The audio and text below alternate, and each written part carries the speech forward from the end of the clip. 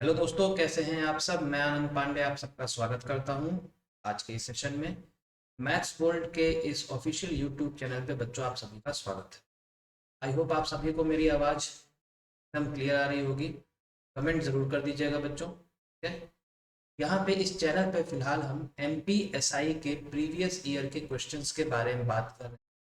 अब previous year के questions यानी कि MPSI में जो सवाल 2017 में जो पूछे गए थे, हम उन सवालों के बारे में यहाँ पे बात करें, ठीक है। इस पे ऑलरेडी 6 से 7 सेशंस आ चुके हैं, तो आप ज़रूर देखिएगा सभी सेशंस को, ठीक है।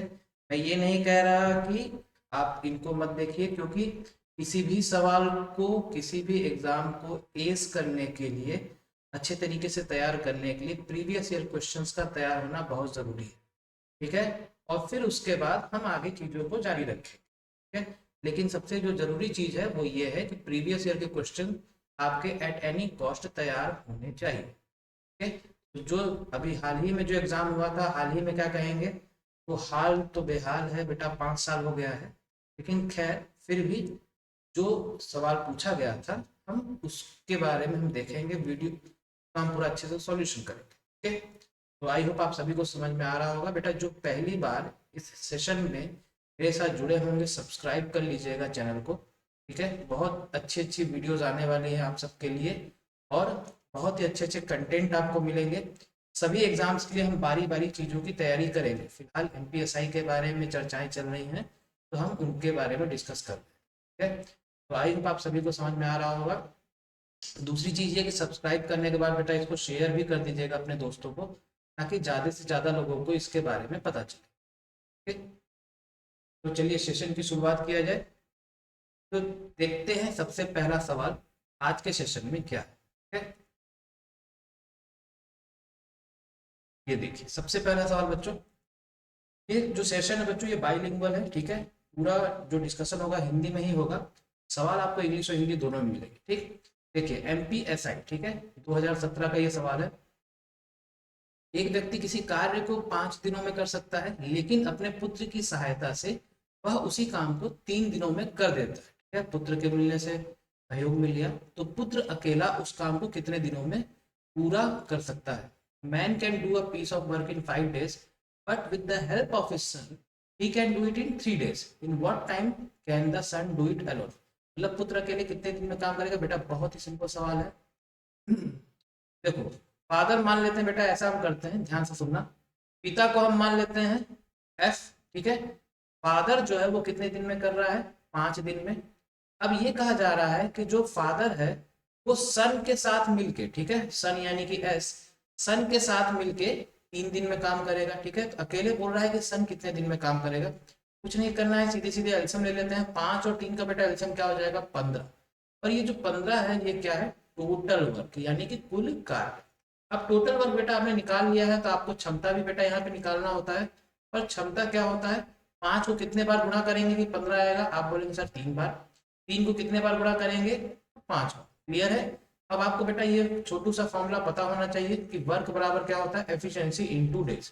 हमसे किसके बारे में पूछा गया है, सन। अकेले सन कितने दिन में करेगा। तो ध्यान से देखो, अगर हमको सन के द्वारा दिन पता करना है, तो क्या करेंगे, वर्क बटे एफिशिएंसी। कार्य कितना है, 15।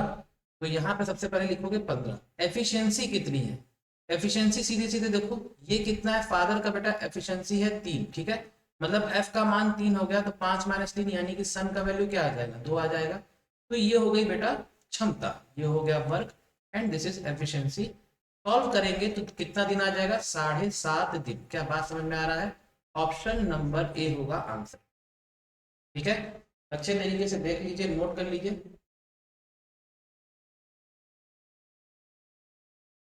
इसका स्क्रीनशॉट भी ले लीजिएगा, ठीक। बढ़ते हैं अगले सवाल के तरफ। चलो देखो, अगला सवाल आपके सामने बच्चों इस तरह, जिस भी सवाल में आपको डाउट होगा, या किसी भी सवाल में आपको डाउट होगा, बेझिझक आप कमेंट सेक्शन में मेंशन कर दीजिएगा। मैं उसका आपको सॉल्यूशन बताऊंगा जरूर, ठीक है। अब देखो, area of square with diagonal ये है 8√2 सेंटीमीटर। डायगोनल दिया गया है, आपको एरिया ऑफ स्क्वायर पता करना है। हिंदी में भी देख लो, 8√2 सेंटीमीटर विकर्ण वाले वर्ग का क्षेत्रफल ज्ञात करें। बेटा आपको ये चीज पता होना चाहिए, ये क्या होता है अगर मान लेते हैं ये स्क्वायर, ठीक है, स्क्वायर की जो सभी भुजाएं होती हैं, जो सभी जो लेंथ होते हैं वो बेटा क्या होते हैं, सेम होते हैं।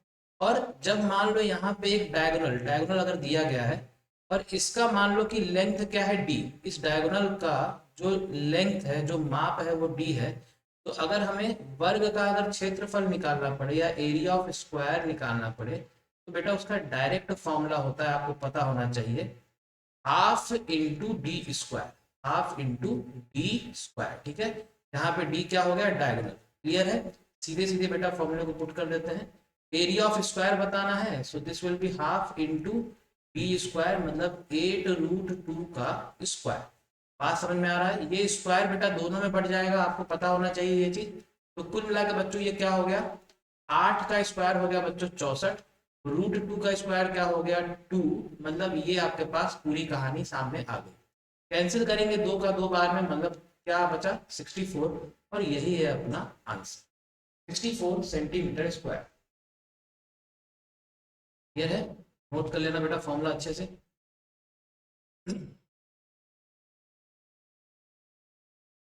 ओके, ये बहुत इंपॉर्टेंट फॉर्मूला है। आगे बढ़ते हैं अगले सवाल। ये देखिए, 15 liters of mixture contains alcohol and water in the ratio 1:4. If 3 liters of water is mixed in it, the percentage of alcohol in the new mixture. 15 litre मिश्रण में अल्कोहल और पानी का अनुपात दिया है 1:4। यदि इसमें 3 लीटर क्या है बेटा पानी मिला दिया जाए तो नए मिश्रण में अल्कोहल का प्रतिशत क्या होगा। सिंपल सा देखो बेटा बात है, अल्कोहल और वाटर का रेशियो दिया गया है कितना, 1:4। सिंपल सा रेशियो का सवाल है। टोटल कितना है, 15 लीटर है, ठीक है। अब 15 लीटर है तो देखो सीधे सीधे 1+4 कितना हो जाएगा, 5 यूनिट। तो 5 यूनिट का मान दिया हुआ है कितना, 15 लीटर, तो हम यहाँ से 1 यूनिट का मान निकाल सकते हैं, वो कितना हो जाएगा, आप बोलेंगे सर ये हो जाएगा 3 लीटर। क्लियर है, तो जब 1 यूनिट का मान 3 लीटर है, मतलब अल्कोहल कितना हो गया बच्चों 3 लीटर, और ये वाटर मतलब पानी कितना हो गया, 15 में से 3 मान लो या 4×3 कर दो, जो भी करना है कर दो, ये हो जाएगा 12 लीटर, ठीक है। 12 + 3 15 लीटर आ गया। अब देखो आगे क्या बोला गया है कि 3 लीटर पानी मिलाया जा रहा है, तो हमें बताना है कि अल्कोहल क्या, देखो बेटा परसेंटेज बताना है। तो 3 लीटर पानी मिलाया जाएगा, अल्कोहल में तो कुछ नहीं मिलाया जा रहा है, ठीक है, तो अल्कोहल 3 लीटर का 3 लीटर ही रहेगा। लेकिन अगर पानी मिलाया जाता है तो ध्यान से देखना, इसको मैं थोड़ा दूसरे कलर से बता देता हूँ, ठीक है। अगर यहाँ पे 3 लीटर पानी मिलाया जाएगा तो ये 12 + 3 लीटर हो जाएगा कि नहीं, ठीक है। तो पानी कुल मिला के कितना हो जाएगा, 15 लीटर।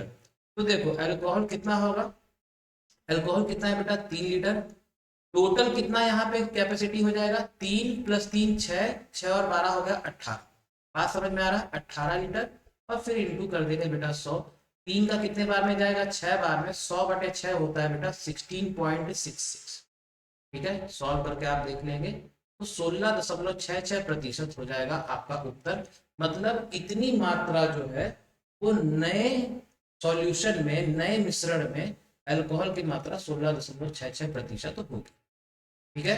क्लियर है भाई, 3 लीटर एक्स्ट्रा मिल गया उसको पानी, तो जो पहले 15 लीटर था वो 15 + 3 कितना हो गया 18 लीटर, ठीक है।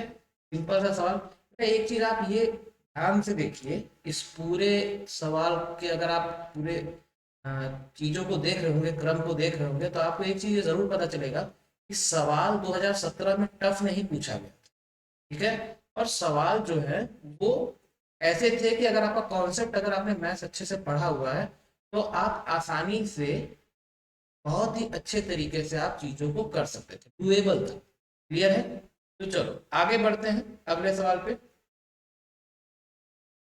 अगला सवाल ये देखो, एक्स ने 25,000 रुपए की पूंजी निवेश करके एक व्यापार शुरू किया।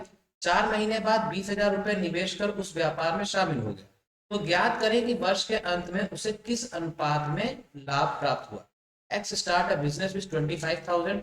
After 4 months Y joins him with ₹20,000. What will be the ratio of their profit at the end of the year? बेटा मैंने आपको हमेशा बताया है कि पूरे पार्टनरशिप के लिए बस एक चीज याद रखे रहो, प्रॉफिट बराबर इन्वेस्टमेंट इनटू टाइम, ठीक है।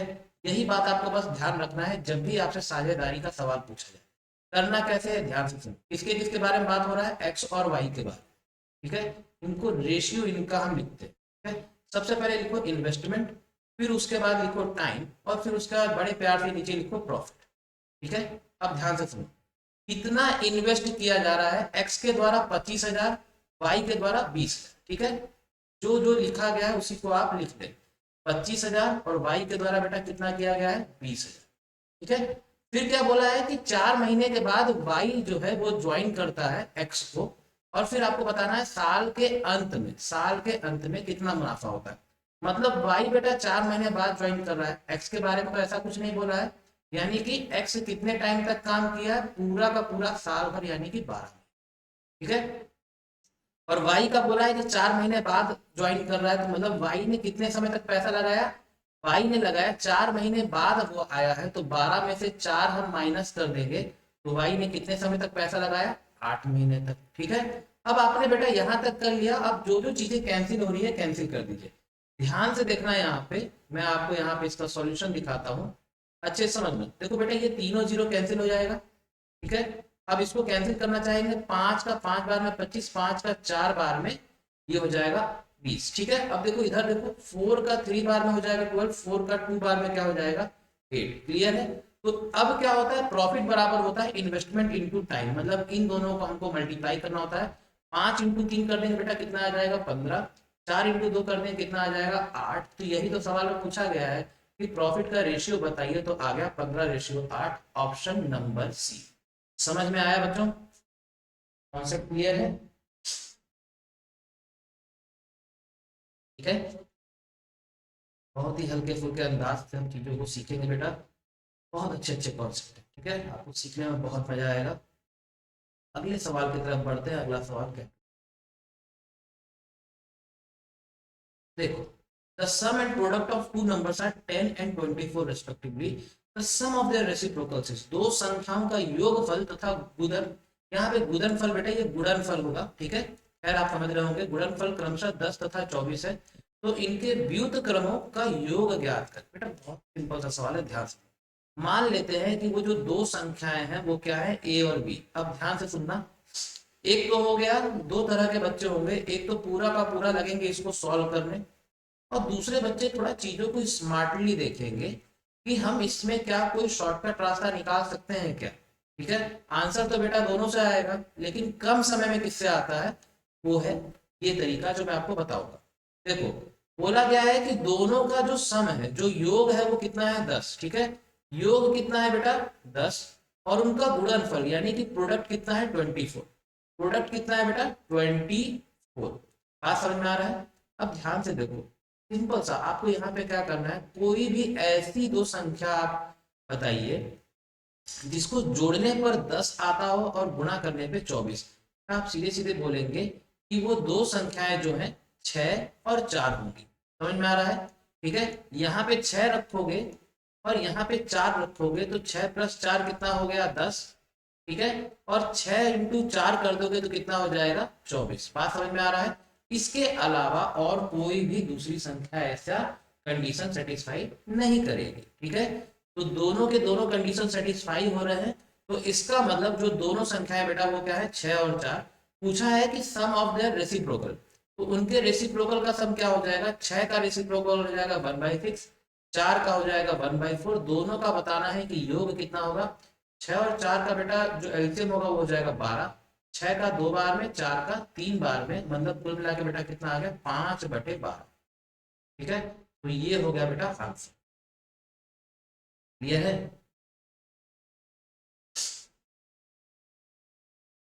ठीक है।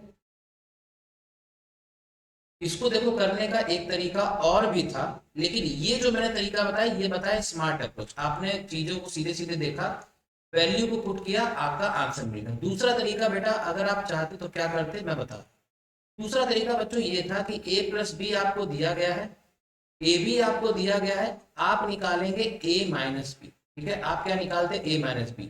अब a-b कैसे निकालोगे, आपको सीधे सीधे ये फॉर्मूला यूज करना होता है कि a+b का होल स्क्वायर माइनस a-b का होल स्क्वायर बराबर होता है 4 टाइम्स ऑफ ab, ठीक है, ये फॉर्मूला बेटा आपको पता होना चाहिए। ये बीज गणित में ये फॉर्मूला बहुत यूज होता है। बीज गणित तो आपने शायद पढ़ा ही होगा। ठीक है, तो यहाँ पे देखो आपको a प्लस बी ये दिया गया है, a भी दिया गया है, तो यहाँ से a माइनस बी का वैल्यू आ जाएगा। और फिर उसके बाद चीजों को फिर सॉल्व करना है। फिर a प्लस बी और a माइनस बी आप इस तरह से इक्वेशन में लिखते हैं, कैंसिल करते हैं तो a और b का वैल्यू आता है, और फिर उसके बाद चीजों को लिखते हैं। मतलब कुल मिला के बेटा ये बहुत ही ज्यादा लेंदी प्रक्रिया होती है। ठीक है, तो इसलिए इस तरह की प्रक्रियाओं का यूज ना करें, कोई मतलब नहीं रहेगा। चीजों को हमको शॉर्ट और सिंपल बनाना है। वैल्यू पुटिंग करो, आंसर पाओ, मस्त हो जाओ। ठीक है, बढ़ते हैं अगले सवाल के तरफ। अगला सवाल आपके सामने है, एवरेज के ऊपर, औसत के ऊपर है। The average weight of 15 students in a class increases by 1.5 kg when one of the students weighing 40 kg is replaced by a new student. What is the weight of the new student in kg? 15 विद्यार्थियों का औसत वजन 1.5 kilogram बढ़ जाता है जब 40 kilogram के एक विद्यार्थी को एक नया विद्यार्थी प्रतिस्थापित करता है। ठीक है, तो नए विद्यार्थी का वजन ज्ञात करें। प्रतिस्थापित या रिप्लेसमेंट का मतलब क्या होता है बेटा, मैं आपको थोड़ा समझाना चाहूंगा।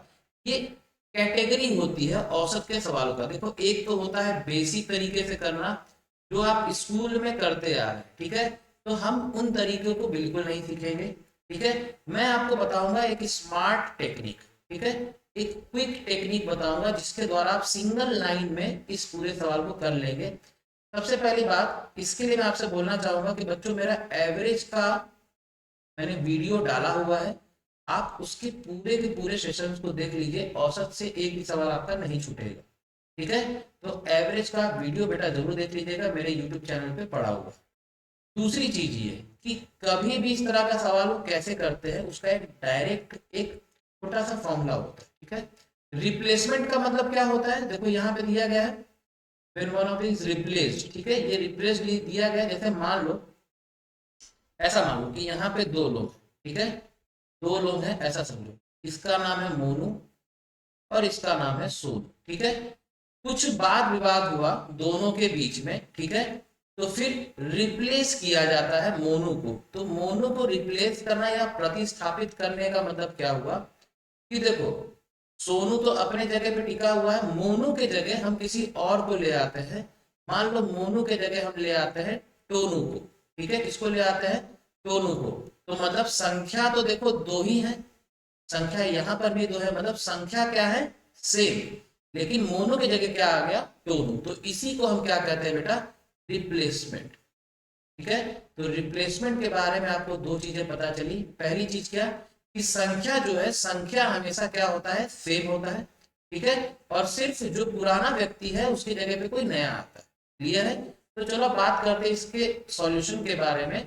कैसे होगा इसका सॉल्यूशन, एक लाइन में देखना इसका सॉल्यूशन कैसे आता है, और बाकी डिटेल में आपको देखना है तो मेरे एवरेज के वीडियोस को जरूर देखिएगा, और फिर आगे भी मैं इसको बताते ही रहूंगा, कोई दिक्कत की बात नहीं।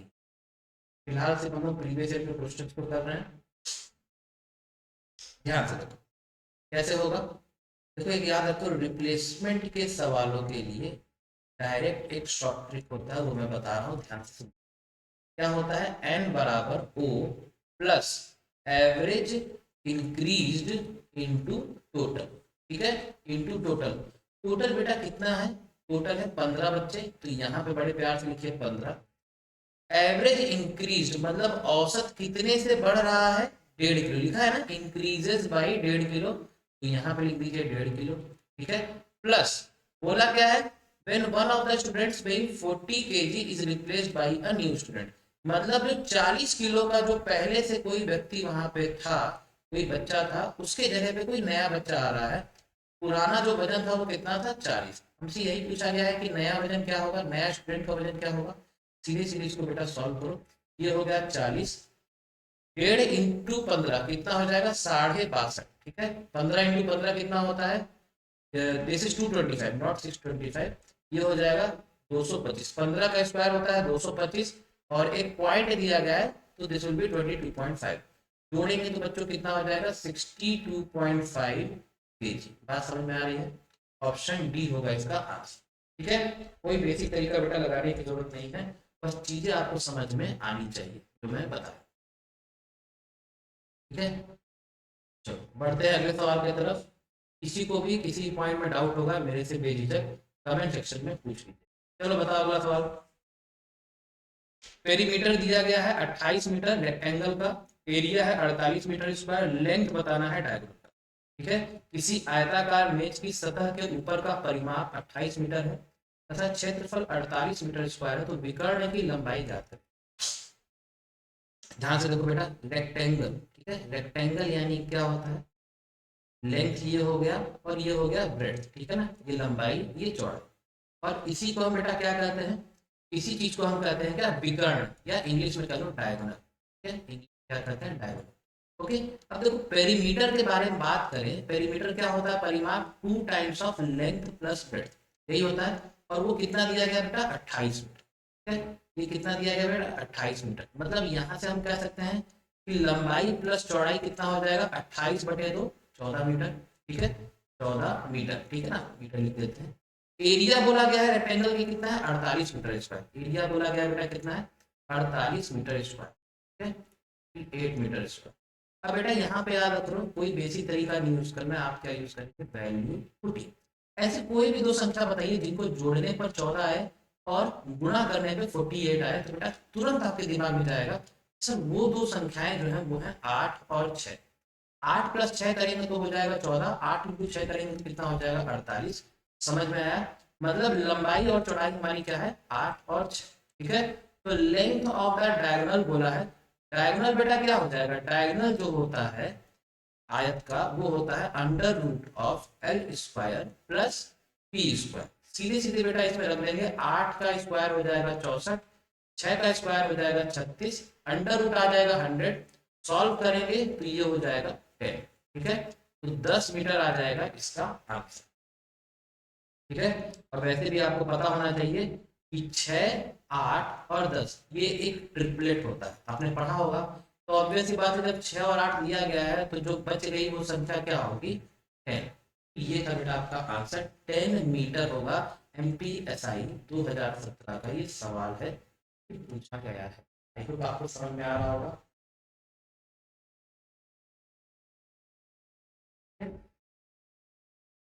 इसी तरह से बच्चों सेशंस चलते रहेंगे, चैनल को जरूर सब्सक्राइब करिएगा, ठीक है, बहुत फायदा होगा। और इसके साथ एक और मैं ज़रूरी इंफॉर्मेशन आपको देता हूँ अगले सवाल पर। ठीक है, देखो आप मुझे अन अकेडमी पर भी आप सर्च कर सकते हैं बेटा, अन अकेडमी पर, मैं अन अकेडमी पर भी पढ़ाता हूँ, आप मेरा नाम उसमें सर्च कर सकते हैं। भाई मेरा जो नाम है बेटा, छोटे बच्चों की तरह माय नेम इज ये बोलने जा रहा था, मेरा नाम आप सर्च करेंगे आनंद पांडे। ये मेरा नाम है, आप इसको सर्च कर लेंगे। मैं मैथ्स की क्लासेस लेता हूँ अन अकेडमी पर, तो जुड़िए और मुझे फॉलो करिएगा। यूट्यूब पर मुझे सब्सक्राइब बेटा करिएगा, अन अकेडमी को फॉलो करिएगा।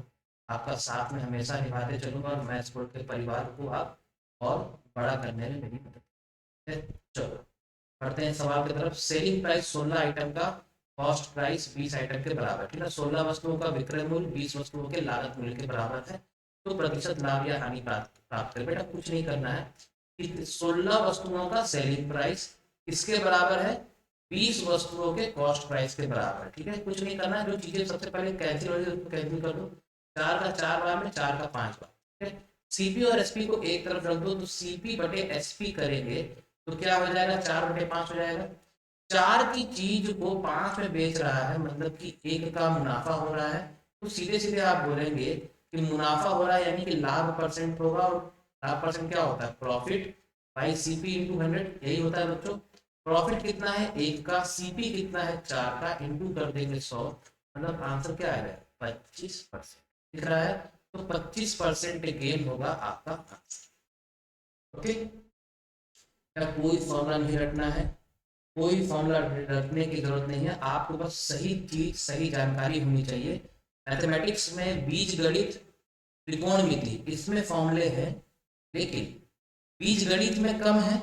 ठीक है, बीज गणित में मतलब कुछ ही फॉर्मूले हैं, ट्रिग्नोमेट्री में आपके फॉर्मूले हैं जो कि आपको पढ़ने पड़ेंगे चैप्टर को सॉल्व करने के लिए।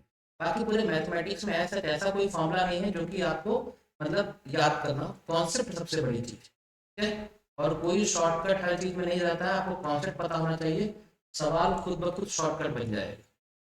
चलो अगला सवाल देखो, 25 कुर्सियों का जो क्रय मूल्य है वो 30 कुर्सियों के विक्रय मूल्य के बराबर है, तो हानि प्रतिशत क्या होगा बेटा, इसमें पहले से बता दिया कि लॉस होगा। देखो ध्यान से, सीपी कितना, 25 चेयर का 30 चेयर के सेलिंग प्राइस के बराबर है, जो कैंसिल हो रहा है कैंसिल कर दो, 5 का 5 बार में 25, 5 का 6 बार में 30। सीपी और एसपी को एक तरफ लेकर के आएंगे तो सीपी बटे एसपी क्या हो जाएगा, ये हो जाएगा 6/5। 6 की चीज को 5 में बेच रहा है, मतलब घाटा हो रहा है कितने का, -1 का। तो लॉस परसेंट क्या हो जाएगा बच्चों, लॉस कितने का हुआ, 1 का नुकसान। ये माइनस कहने का मतलब ये नहीं कि आप माइनस लिख दें, माइनस का मतलब लॉस, ठीक है, माइनस यानी कि वो बता रहा है कि नुकसान हो रहा है, ठीक है। तो एक कितने पे जाएगा, 6 पे, सीपी हमेशा सीपी पे किया जाता है, इंटू 100%, ठीक है। सॉल्व करेंगे 100/6 यानी कि सीधे सीधे होता है 16.66%, ये हो जाएगा आपका।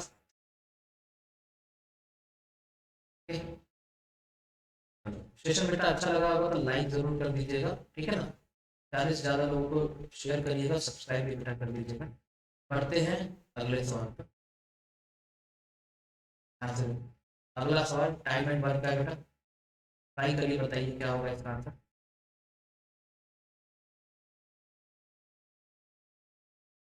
A and B can complete a piece of work in 8 days, B and C in 12 days, C and A in 8 days, ठीक है। A, B and C together can complete it in, ठीक है। तो देखो कैसे करना है बेटा, बहुत आसान सा सवाल है, हिंदी में भी सवाल लिखा हुआ है, आपको कोई दिक्कत नहीं। देखो ए और बी 8 दिन में कर रहे हैं, एलसीएम मेथड पूरे टाइम एंड वर्क में सबसे सटीक और बेजोड़ तरीका है। ए और बी कितने दिन में कर रहे हैं, 8 दिन में। बी और सी उसी काम को कितने दिन में कर रहे हैं, 12 दिन में। और फिर बोला है कि सी और ए कितने दिन में कर रहे हैं, 8 दिन। सबसे पहले बेटा क्या करो, इसका एलसीएम निकालो, 12 और 8 का एलसीएम निकालो बेटा, कितना हो जाएगा, 24, ठीक है। 96 नहीं कर देना है 12 इंटू 8 करके। अब देखो 24 हो गया, अब यहाँ पे हम लिखते हैं एफिशिएंसी यानी कि क्षमता। 8 का कितने बार गुणा करेंगे तो 24 आएगा, 3 बार। 12 का 2 बार, ठीक है, एक मैं लिख रहा था, 12 का 2 बार और 8 का 3 बार। बच्चों ये हो गया एफिशिएंसी और ये हो गया टोटल वर्क, और ये तो बेटा डेज तो दिया है, ठीक है, ये बेसिक चीज आपको पता होनी चाहिए। अब देखो यहाँ पे देखो ए कितनी बार है, 2 बार, बी कितनी बार है, 2 बार, और सी भी 2 बार है। हमें यहाँ पे हम क्या करते हैं कि सबको जोड़ देंगे। आप बोलेंगे कि 2A plus 2B plus 2C, ठीक है। इन सबको जोड़ देंगे तो क्या 2A 2B 2C कर सकते हैं, और ये किसके बराबर आ जाएगा, इसकी पूरी क्षमता को जोड़ दो, 3 + 2 + 3, ठीक है, 3 + 2 + 3। कुल मिला के बच्चों हम क्या कर सकते हैं, 2 सभी में है तो कॉमन ले लेते हैं, तो A + B + C बराबर बच्चों क्या आ जाएगा, 3 3 6 और 2 दिख रहा है। यानी कि हमको ए बी और सी को जोड़ने पर इन तीनों की जो क्षमता का योग मिलेगा वो कितना मिलेगा, 8/2 यानी कि 4। बात समझ में आ रही है, ठीक है। अब सीधे सीधे यही बताना है कि ए बी और सी तीनों मिलकर कितने दिन में करेंगे। तो डेज क्या हो जाएगा, वर्क बाई एफिशिएंसी। वर्क कितना है, 24, ठीक है। तो 24 बच्चों लिख देते हैं। एफिशिएंसी तीनों के लिए बात कर रहा है तो तीनों की एफिशिएंसी मिला करके कितना आया है, 4। सॉल्व कर देंगे बच्चों, कितना आ जाएगा, 6 दिन। समझ में आ रहा है, यह है आंसर जो होगा बच्चों, ऑप्शन क्रमांक डी 6 डेज होगा। आई होप आपको चीजें समझ में आई।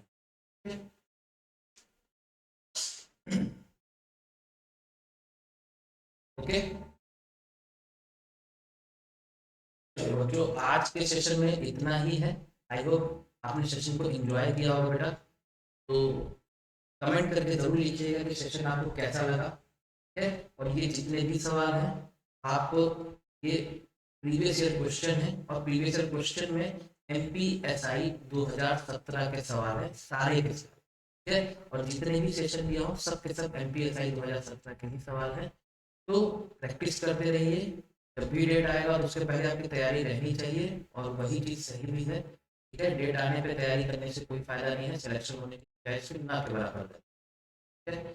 तो कमेंट जरूर करिएगा कैसा लगा, और चैनल को सब्सक्राइब करने का करिएगा, ठीक है। तो थैंक यू वेरी मच, और इस तरह से मेहनत करते रहिए आगे।